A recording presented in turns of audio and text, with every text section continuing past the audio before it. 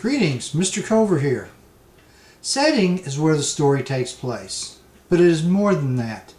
The Harper Handbook to Literature tells us that setting includes also such elements as the moral, intellectual, and social milieu are the ethos in which the characters move. Setting then becomes more than a location for the story, although it is definitely that. Every story must occur someplace, even if the characters are floating around in outer space. The place where the story occurs then becomes analogous of the characters themselves. For example, in Hemingway's Hills Like White Elephants, the setting is an outside table at a train station in the Valley of Ebro in Spain. The story tells us that the train stops there for 2 minutes, so we know this is some remote location. Exactly how the couple landed here is not clear, but it appears they are waiting on a train to Barcelona. And those elements are representational of the couple because all they do is travel, try new things, and drink. While on the surface traveling seems exotic, we will learn that their lives are as dry and void of life as a train station in the Valley of Ebro, and of course the hills that look like white elephants, an unwanted gift, are an analogy for the baby that the American is talking the girl into aborting. Setting is therefore more than just where the story takes place. Setting also involves time. This can entail the day of the week, time of day, time period, passage of time, seasons of the year, or the seasons of life. John Cheever's The Swimmer contains all these elements in one setting, the suburbs of some nameless city. The story takes place probably in the late 1950s based on the suburban swimming pool culture. It happens on a midsummer Sunday. The sun is hot and church is over, so it is probably around noon as the story opens. But it is dark before Nettie reaches home, so it covers about 9 or 10 hours. During the swim home, the seasons of the year pass from summer to winter, and Nettie goes from a vibrant young man to one much older who no longer has the fortitude he did at the beginning of the story. While few of us can put so much time into one short story, we do need to consider our use of time. I once read a story set in the 1970s where a character used a cell phone. This wasn't some type of sci-fi story. The author had never lived in a world without cell phones and never considered that they did not exist in the 70s. Another story had a person consuming 20 shots of whiskey in 2 hours, yet the character was completely sober.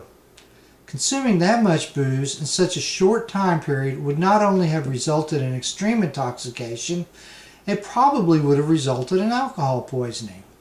Often we overlook simple elements that can bring believability to our stories. When using elements of time, consider how long it takes you to do something. That is probably about the average time for everyone. It takes about 30 minutes to eat supper. Add 15 to 20 minutes if it is at a restaurant. Keep time elements in sync with place. Days are generally equal in length all year on the equator, but vary seasonally near the Arctic Circle.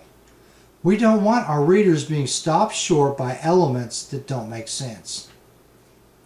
However, we do want our readers drawn into the story at critical moments. This is where psychic distance comes into play. The Harper Handbook to Literature defines psychic distance as a detachment resulting from a reader's awareness that literature is not life. Psychic distance is small or non-existent when the reader feels personally touched or even threatened by the events in a book.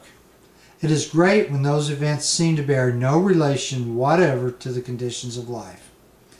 In other words, psychic distance is how closely the reader feels connected to the story and its characters. The less connected, the greater the psychic distance.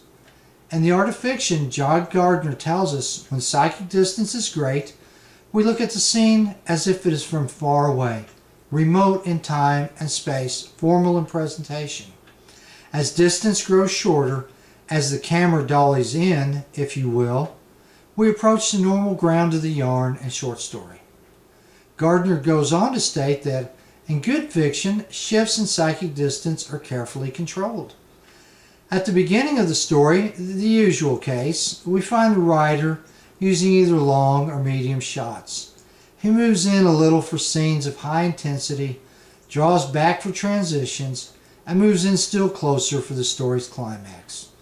In other words, the author carefully considers what areas need a superficial overview, what areas need closer proximity, and what areas need to have the reader up close and personal. The opening of Elizabeth Tallant's No One's a Mystery covers the psychic distance spectrum. The first line is distant. For my 18th birthday, Jack gave me a 5-year diary with a latch and a little key, light as a dime. Next line moves us closer to the narrator and her situation. I was sitting beside him, scratching at the lock, which didn't seem to want to work, when he thought he saw his wife's Cadillac in the distance coming toward us. We really begin to get into her head when the story tells us he pushed me down onto the dirty floor of the pickup and kept one hand on my head while I inhaled the musk of his cigarettes in the dashboard ashtray and sang along with Rosanne Cash on the tape deck. At this point, for all practical purposes, Jack becomes more an object and less a player as the psychic distance gets closer to the narrator's experience. We'd been drinking tequila and the bottle was between his legs, resting against his crotch, where the seam of his Levi's was bleached, linen white, though the Levi's were nearly new. The next line pulls back a little as she questions. I don't know why his Levi's always bleached like that, along the seams and at the knees, but the last line of the opening paragraph zooms us entirely inside the narrator's head as she observes, in a curve of cloth, his zipper glinted, gold. The ending sentence not only tells us what she observes, the description serves as an analogy of her relationship with Jack. The aspects of setting, whether place, time, or psychic distance, all serve to further the story. Each element should be carefully chosen to represent the characters and to further the plot towards the ending. It doesn't matter if the setting is a train station, a suburban swimming pool, or a pickup truck.